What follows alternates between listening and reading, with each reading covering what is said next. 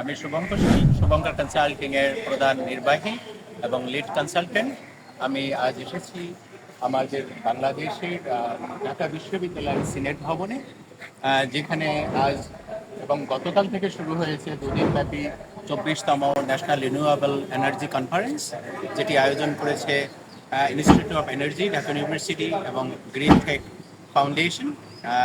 সেখানে আজ যারা আসছেন, প্রথম ধাপে সকালবেলার অধিবেশনে আসবেন স্টেট মিনিস্টার ফর ফাইন্যান্স এবং সেই সঙ্গে বিভিন্ন অতিথিবর্গ। তার ভিতরে আছেন ঢাকা বিশ্ববিদ্যালয় এনার্জি ইনস্টিটিউটের যেসব প্রফেসর এবং প্র্যাকটিশনার্স। আজ যে অধিবেশন, সেখানে সকালে যারা রিনিউয়েবল এনার্জি প্র্যাকটিস করছেন তাদেরকে অ্যাওয়ার্ড দেওয়া হবে। আমি এই 2 দিনে এখানে পার্টিসিপেট করে দেখলাম যে এই কনফারেন্সের একটি বড় বিষয় হলো ক্লাইমেট ফাইন্যান্স এবং গ্রিন ফাইন্যান্স। এবং সেই ক্ষেত্রে আমি বলতে চাই, আমি যখন বিশ্বব্যাংক ছেড়ে দেয় তারপর যে কাজটি বাংলাদেশে এসে শুরু করি সেটা হলো এনার্জি অডিট।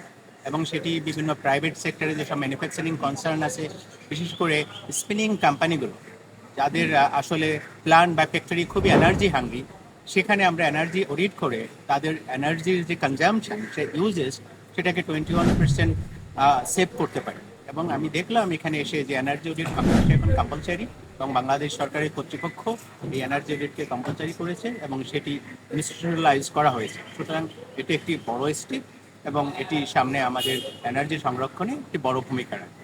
এবং আমি এই ন্যাশনাল এনার্জি কনফারেন্সের সাফল্য কামনা করছি।